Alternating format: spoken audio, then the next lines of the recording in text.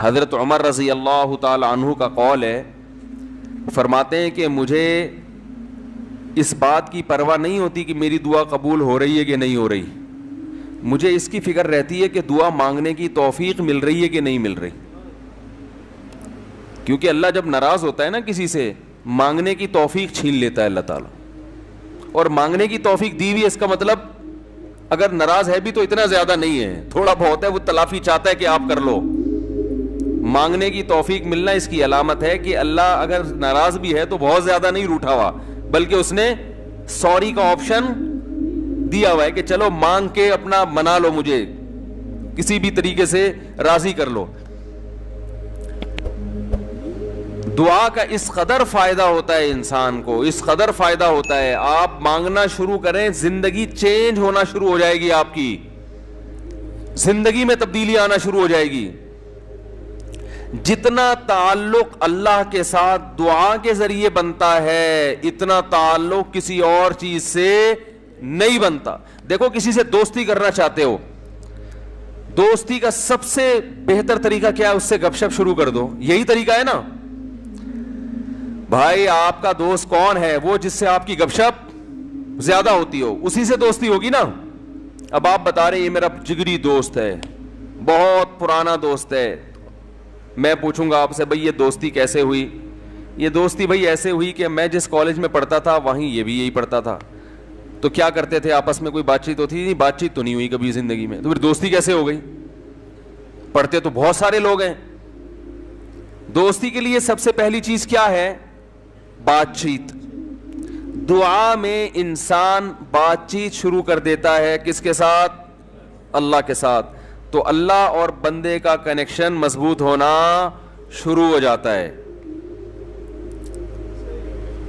اس لیے اہل اللہ کو تو اس کی پرواہ نہیں ہوتی کہ میری دعا قبول ہو بھی رہی ہے کہ نہیں ہو رہی ہے. وہ کہتے ہیں ہمیں مانگنے کی توفیق مل رہی ہے. معذرت کے ساتھ تھوڑی میں ابیوز لینگویج استعمال کرتا ہوں کہ بھاڑ میں جائے قبول ہونا، ٹھیک ہے نا. ہمیں تو اس بادشاہ کے دربار میں ہاتھ پھیلانے کی توفیق مل رہی ہے، بس ہمارے لیے اتنا کافی ہے، تعلق بحال ہے ہمارا اس سے. تو میں یہ عرض کر رہا تھا کہ کبھی ہماری جو دعائیں قبول نہیں ہوتی بسا اوقات اس کی وجہ یہ ہوتی ہے کہ ہمارا وہ عمل دعا ہوتا ہی نہیں ہے. جب دعا ہی نہیں ہوتا تو پھر اس میں قبولیت کہاں سے آ گئی؟ وہ تو ہم پڑھ رہے ہوتے ہیں الفاظ رٹا لگا کے ایک چیز کو، یعنی ایک پڑھنے کے انداز میں ہوتی ہے، وہ اس میں جذبات ہی نہیں ہوتے. جذبات کن لوگوں کے ہوتے ہیں؟ امام بخاری رحمہ اللہ تعالیٰ کی سوانے پڑھیں آپ، بچپن میں نابینا ہو گئے، والدہ تو آپ کو بڑا علم سکھانا چاہتی تھی، پریشان کہ اللہ یہ تو میرا بچہ ہی نابینا ہو گیا. تو رات کو مصلی پہ گڑ گڑا کے دعا مانگنا شروع کی، اے اللہ میرے بچے کی بینائی واپس لوٹا دے، اے اللہ اس کی بینائی واپس لوٹا دے. اتنا مانگا ہے کہ روتے روتے دعا مانگتے مانگتے آنکھ لگ گئی، خواب آیا، دو فرشتے آپس میں بات کر رہے ہیں کہ اللہ نے اس عورت کی دعا قبول کر لی ہے اور اس کے بچے کو بینائی لوٹا دی ہے. جب آنکھ کھلی ہے تو دیکھا کہ بچے کی بینائی واپس لوٹ چکی تھی، بینائی واپس لوٹ چکی تھی. ہندوستان میں ایک بزرگ تھے، رمضان نام تھا ان کا، یہاں کراچی ہجرت کر کے آ گئے تھے ہندوستان سے. تو جو کوئی اس طرح کے بڑے لوگ ملتے تھے نا جو بھی نیک ہوں پرہیزگار ہوں، تو میں ان سے تھوڑا سا انٹرویو لیتا تھا کہ آپ نے کوئی ایسی کوئی واقعہ دیکھا ہو، کوئی کرامت دیکھی. انہوں نے اپنا بڑا دلچسپ واقعہ سنایا. فرماتے ہیں کہ میں نے اپنی آنکھوں سے دیکھا کہ ہندوستان کے ایک علاقے میں جو بلوائی تھے نا، جو بلوا کرنے والے ہندو تھے، انہوں نے، دہشت گردوں نے مسلمانوں کے علاقوں پہ حملہ کر دیا. مسلمان بہت تھوڑے تھے، مقابلہ نہیں کر سکتے تھے. تو کہتے ہیں کہ ایک بزرگ تھے وہیں کہیں مظاہر علوم کے یا دیوبند کے. مقصد میرا یہ نہیں ہے کہ وہ دیوبند کے علاوہ کوئی بزرگ نہیں ہوتا، وہ چونکہ واقعہ ان کا اس لیے، کوئی لوگ اس پہ بھی کہتے ہیں کہ اپنے مسلک کو وہ کرنا ہے، وہ اتفاق سے تھے وہاں کے، تو اس لیے میں نے بول دیا. تو وہ مکان کی چھت پہ کھڑے ہو گئے اور اللہ سے دعا مانگنے لگے. بہت گڑ گڑا کے دعا مانگی انہوں نے کہ اللہ ان لوگوں کے شر سے ہمیں بچا لے. تو یہ جو واقعہ سنانے والے تھے نا، انہوں نے مجھے خود بتایا، کہتے میں نے اپنی آنکھوں سے دیکھا کہ گھوڑوں پہ آسمان سے فرشتے نازل ہو رہے ہیں اور ان کے ہاتھ میں بڑی بڑی راڈیں ہیں, گزند ہیں, اور وہ زمین پہ نازل ہو کر انہوں نے ان بلوائیوں کے خلاف حملہ کر دیا, مارا ان کو. میں نے جب یہ واقعہ ایک دفعہ بیان کیا تو یوٹیوب پہ جب یہ واقعہ گیا تو اس علاقے کے جو مسلمان تھے ان کے کمنٹس آئے کہ یہ واقعہ یہاں پر ہوا ہے اور اس گاؤں میں ہوا ہے. نہیں آ رہی بات سمجھ میں؟ تو یہ کیا ہے؟ دعا مانگنے والے کی جو دعا ہے نا اس میں طاقت تھی, وہ مانگ رہا تھا گڑ گڑا کے. آپ نے دیکھا ہوگا آج کل ہم نماز استسقاء پڑھتے ہیں, بارش پھر بھی نہیں ہوتی. عموماً ایسا ہی چل رہا ہے سسٹم جو چل رہا ہے نا, نماز استسقاء پڑھ رہے ہیں, بارش نہیں ہو رہی, تو اللہ سے اچھی امید رکھتے ہیں کہ قبول ہوتی ہوں گی دعائیں.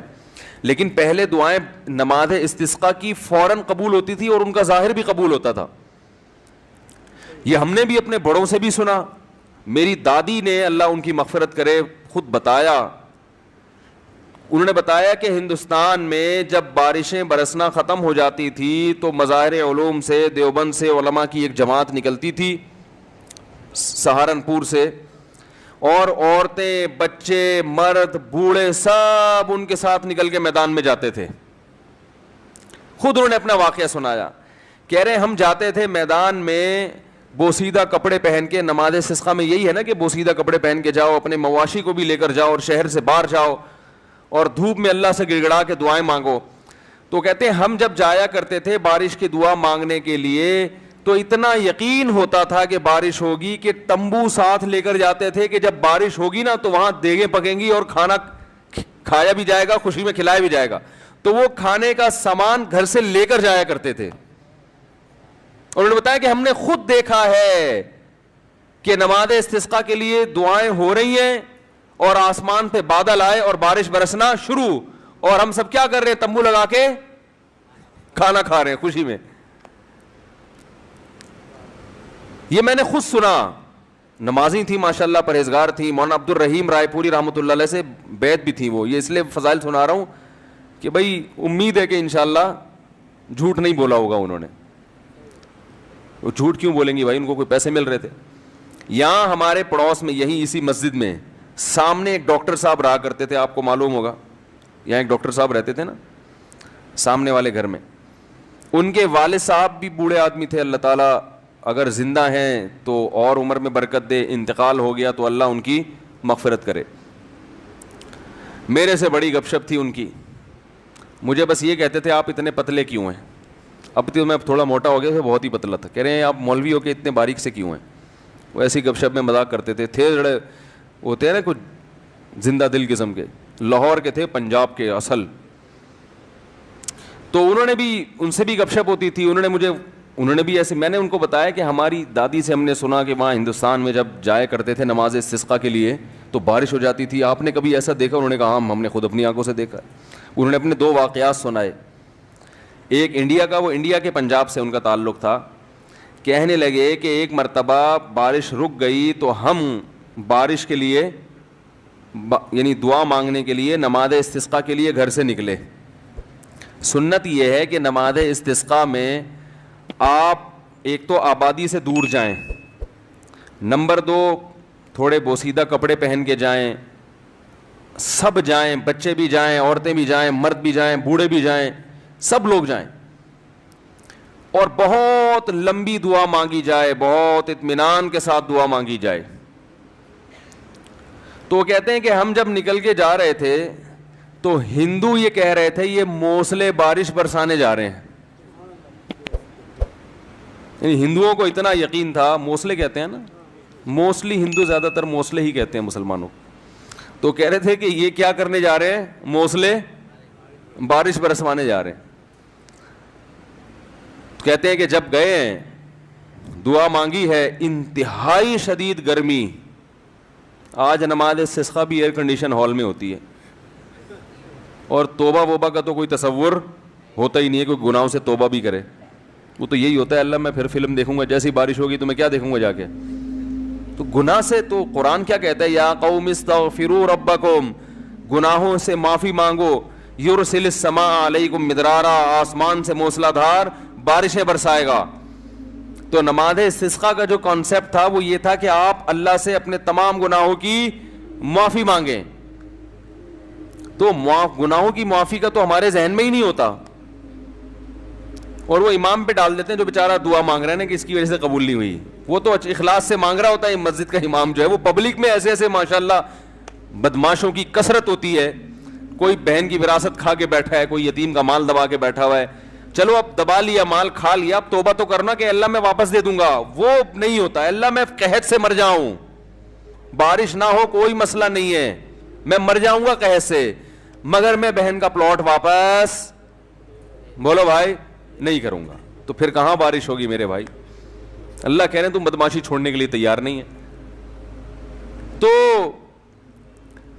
وہ انہوں نے اپنا واقعہ سنایا کہ ہم گئے, ہم نے دعا مانگی, اور وہ جو ہمارے امام صاحب تھے انڈیا میں, کوئی جالندھر یا کوئی لدھیانہ کا واقعہ ہے, کہہ رہے ہیں وہ سردے میں گئے ہیں اور اوپر سے اتنی شدید گرمی تھی کہ وہ ہماری کمر جو ہے نا دھوپ کی وجہ سے ایسا لگ رہا تھا جل جائے گی. مگر امام صاحب جو سردے میں جا کے روئے ہیں اور پبلک کو رلایا انہوں نے کہ اللہ جب تک بارش برسے گی نہیں یہاں سے ہم ہلیں گے نہیں. یہ اب دیکھیں جس کو اطمینان ہوگا وہ اتنی دیر تو سردے میں پڑا رہے گا, ورنہ وہ کہے گا یار کچھ ہونے والا تو ہے نہیں, خام خامے کمر جلا کے آ جاؤ. کہہ رہے ہیں وہ انہوں نے گڑ گڑائے ہیں, وہ ایسا گڑ گڑائے ہیں, اور کمر ہماری جل جل کے لگ رہا تھا کہ وہ خراب ہی نہ ہو جائے. اور پھر انہوں نے مجھے اب خود سنایا واقعہ, کہتے ہیں ہم نے دیکھا کچھ دیر ہوئی ہے, اس کے بعد گہرے بادل آئے ہیں اور وہیں بارش برسنا شروع ہو گئی ہے. اور کہہ رہے ہیں جب تیز بارشیں ہوئی ہیں تو ہم جب واپس آ رہے تو ہندو ہنس رہے اور کہہ رہے تھے یہ موسلے بارش برسوا کے آ رہے ہیں. ہندوؤں کو بھی یقین ہوتا تھا یہ موسلے بڑے تیز ہیں.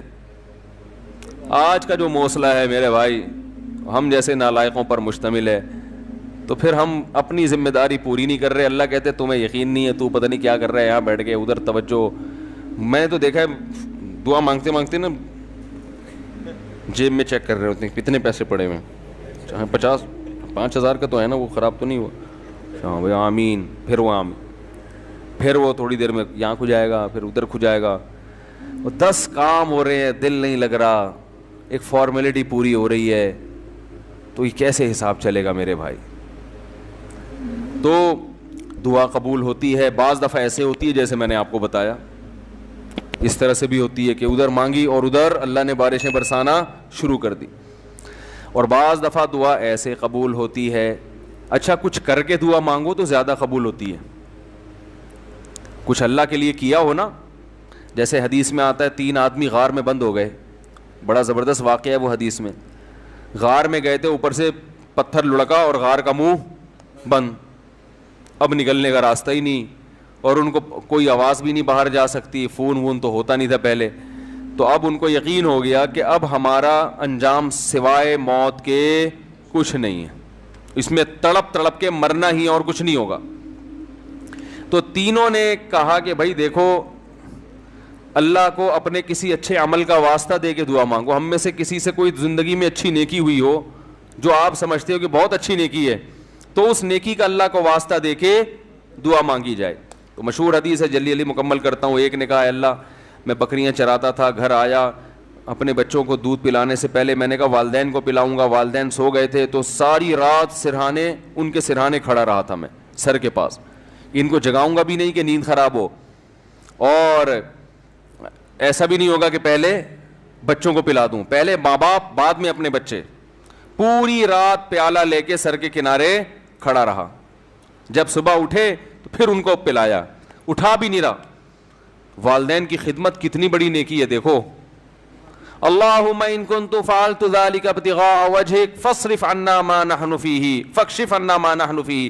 اے اللہ اگر میں نے یہ تیرے لیے کیا تھا اور تجھے یہ میری نیکی پسند آ گئی ہے, تو آج جس مصیبت میں مبتلا ہے اللہ اس مصیبت سے ہمیں نجات دے دے. کیسی اللہ کی قدرت, وہ پتھر ہلائے اپنی جگہ سے. پتہ چلا میرے بھائی ماں باپ کی خدمت بڑی بڑی چٹانوں کو اپنی جگہ سے ہلا دیتی ہے بغیر کسی وجہ کے. اتنا بڑا عمل ہے یہ. آج برداشت نہیں ہوتا ہے, نہ باپ کی ڈانٹ برداشت ہوتی ہے, نہ ماں کی ڈانٹ برداشت ہوتی ہے. دیکھو اللہ چاہتے پورا پتھر ہلا دیتے, لیکن اللہ نے کہا کہ سب کا عمل سامنے آ جائے نا, تو اللہ نے تھوڑا سا ہلایا پتھر کے ابھی ہلکی سی ہوا آئے بس ہے بھائی, تاکہ باقی دو کی نیکیاں بھی سامنے. ویسے تو اللہ کو اتنا پسند آیا کہ اللہ چاہتے تو ہٹا دیتے نا پتھر. دوسرے نے دعا مانگی, اے اللہ میں اپنی چچازاد بہن پہ عاشق تھا, اس سے زنا کرنا چاہتا تھا, وہ موقع نہیں دیتی تھی, بہت سخت عشق والی محبت تھی, بالآخر قحط پڑا, سب کچھ ختم ہو گیا, تو وہ میرے پاس آئی روٹی کے لیے, تو میں نے اس سے کہا ایک شرط پہ تجھے راشن دوں گا کہ تو میری یہ حرام خواہش کو پورا کر, اور بالآخر مجھے اس پر قدرت ہوئی. جب میں زنا کے, وہ مجبور ہو گئی بیچاری, جب میں زنا کے بالکل قریب پہنچ گیا تو اس نے مجھے اللہ تیرے عذاب سے ڈرایا, اتق اللہ ولا تفض الخاتم الا بحقی, کہ تو یہ کام کر تو رہا ہے مگر تو اللہ سے ڈر. اللہ میں اس حالت میں کہ مجھے اس پر مکمل قدرت ہو چکی تھی اور میں عرصے سے تلاش میں تھا کہ یہ میری دسترس میں آئے, آج جب مجھے موقع ملا اور بالکل قریب پہنچ گیا زنا سے, تو اس نے مجھے کہا اللہ سے ڈر, تو اللہ میں تیرے خوف سے پیچھے ہٹ گیا. ان کنت فعلت ذلک ابتغاء وجہک, اے اللہ صرف تیرے لیے کیا تھا, اگر تو اس عمل کو قبول کرتا ہے تو آج جس مصیبت میں مبتلا ہیں اس مصیبت سے ہمیں نجات دے دے. حدیث میں آتا ہے پتھر مزید تھوڑا سا لڑک گیا, اور کیا ہے کہ دھوپ بھی آنا شروع, ہوا بھی, لیکن ابھی نکل نہیں سکتے تھے کیونکہ اللہ تیسرے کا عمل بھی سامنے لانا چاہتا تھا. تیسرے نے کہا اللہ میں فلاں شخص کے پاس مزدوری کیا کرتا تھا, مزدوری چھوڑ کے چلا گیا, ایک مزدور تھا میرے پاس, مزدوری لیے بغیر وہ چلا گیا, تو اس کی جمع پونجی سے میں نے کاروبار کیا, بہت کاروبار بڑھ گیا, بہت عرصے کے بعد وہ آیا تو اس نے کہا میری جو مزدوری تھی دے دو, تو میں نے کہا بھائی تیرے پیسے سے میں نے یہ بزنس کیا, یہ سینکڑوں اونٹ, گائے, بیل, بکریاں یہ سب تیری ہیں. وہ بھی ایسا نیبو نچوڑ کم بخت ساری چیزیں اٹھا کے لے گیا. وہ اتنی معاملات میں آج کل کون صاف ہوتا ہے کہ بھائی تمہارے پیسوں سے کیا تو لے جاؤ, تو وہ بھی لے گیا, تو میں نے بھی دے دیا. میں نے کہا اللہ میں حرام کا نوالا نہ جائے میرے پیٹ میں, تو اللہ اگر میں نے تیرے لیے کیا تھا تو جس مصیبت میں مبتلا ہوں اس مصیبت سے ہمیں نجات دے دے. حدیث میں آتا ہے پتھر مزید لڑکا ہے, فخرجوا یمشون, بڑے آرام سے باہر نکل گئے. تو دیکھو اس سے پتہ چلتا ہے اللہ کے لیے کچھ قربانی دی ہو تو پھر دعائیں ٹھا کر کے قبول ہوتی ہیں. جو لوگ بینک کی ملازمت چھوڑ دیتے ہیں, بڑی قربانی ہے, ان کی دعائیں بہت تیزی سے قبول ہوتی ہیں. داڑھی رکھنے کا ماحول نہیں ہے لیکن آپ رکھ لو اللہ کے لیے, دعائیں انشاءاللہ تیزی سے قبول ہونا. بولو نا بھائی کیا جا رہا ہے, بولے جائے کیوں قبول ہوتی ہے بھائی؟ سارا دن اللہ کے لیے, سارا دن اللہ کے لیے بھوک پیاس کو برداشت کیا, تو اب اللہ کہتے ہیں تو نے میرے لیے قربانی دی, اب تو مانگ جو مانگے گا میں تجھے عطا کروں گا. حج میں دعائیں کیوں قبول ہوتی ہیں؟ 6-7 لاکھ روپے آپ کے خرچ ہوئے, آپ اتنی دور گئے, آپ نے وہاں دھکے کھائے, تو عرفات کے دن ایسی دعائیں قبول ہوتی ہیں. حدیث میں آتا ہے شیطان خاک سر پہ ڈالتا ہے کہ آج میری پورے سال کی محنت برباد ہو گئی ہے. لیکن ہم نے دیکھا ہے عرفات میں بھی دعائیں نہیں مانگ رہے لوگ, وہاں بھی ایک اجتماعی دعاؤں کا ماحول بنایا ہوا ہوتا ہے, ایک آدمی بیٹھا ہوا سب آمین آمین لگا رہے ہیں. بھائی وہاں تو کم از کم کوئی جا کے کچھ الگ سے اللہ سے گڑگڑا کے مانگ لو, دل لگاؤ اس دعا میں. دعائیں قبول ہوتی ہیں صفا و مروہ کی پہاڑیوں پر. وہاں حضرت ہاجرہ نے ایک عمل کیا تھا نا, کتنی بڑی قربانی دی تھی کہ ایک ایسی زمین نہ جہاں گھاس کا تنکا, وہاں اللہ کے لیے قربانی دے کر اپنے بچے کے ساتھ رہنا شروع کیا. اور پھر آزمائش آئی اللہ کی طرف سے, بچہ ایڑیاں رگڑ رہا ہے, پانی کا نام و نشان نہیں ہے, لیکن وہ اللہ سے شکایت نہیں کر رہی کہ اللہ تو نے تو مجھے مروا دیا, کہاں لا کے میرے شوہر نے مجھے ڈال دیا. بھاگ رہی ہیں ادھر سے ادھر, ادھر سے ادھر. کیسا اللہ کی رحمت کو جوش آیا کہ میرے لیے قربانی دی, اب میں تجھے ضائع نہیں ہونے دوں گا. ایسا چشمہ پانی کا پیدا کر دیا, ہزاروں لاکھوں کروڑوں حاجی اب تک سیراب ہوتے چلے آ رہے ہیں, وہ چشمہ ختم ہونے کا نام نہیں لے رہا. تو صفا اور مروہ کی پہاڑی پر جب آپ صحیح کرتے ہیں, علماء کہتے ہیں حدیث سے بھی ثابت ہے, تو وہاں لمبی لمبی دعائیں مانگنی چاہیے کھڑے ہو کر, کیونکہ یہ وہ موقع ہے جہاں آپ نے تو قربانی نہیں دی لیکن اللہ کی ایک بندی نے بہت بڑی قربانی, تو دوسرے کی قربانی کو بھی انسان کیش کرا سکتا ہے. تو کچھ کرنے کے بعد جب مانگا جائے تو قبولیت کا امکان بڑھ جاتا ہے. ہم اللہ کے لیے کچھ قربانی دینے کے لیے تیار ہی نہیں ہیں, کچھ کرنے کے لیے تیار ہی نہیں ہے, مانگنے کے لیے بھی تیار نہیں ہے. بلکہ اللہ نے ہمیں دعائیں بھی سکھائی ہیں, کیسی پیاری دعائیں سکھائی ہیں قرآن مجید میں اور احادیث میں. اللہم ارزقنی حبک وحب من یحبنی یحبک وحب عمل یقربنی الی حبک. اور ایک اور دعا سکھائی, اللہم ارزقنی حبک اللہم ارزقنی حبک وحب من ينفعنی حبہ عندک اللہم فکما رزقتنی مما احب فاجعلہ قوۃ لی فیما تحب وما زویت عنی مما احب فاجعلہ فراغا لی فیما تحب. ہم لوگ دعائیں بھی عجیب عجیب چیزوں کی مانگ رہے ہوتے ہیں. کیسے پیارے الفاظ سکھائے, اے اللہ تو مجھے اپنی محبت دے دے, میرے دل میں کیا کر دے, اپنی محبت ڈال دے.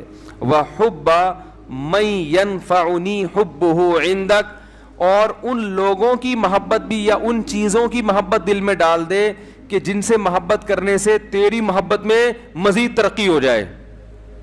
ایسی چیزوں کی محبت دل میں ڈال دے کہ ان کی محبت کا فائدہ ہو آخرت میں اور تیری محبت میں اضافہ ہو جائے. جیسے والدین کی محبت, بیوی بچوں کی محبت, اس سے اللہ کی محبت اور بڑھتی ہے نا, یہ تو اللہ کا حکم ہے.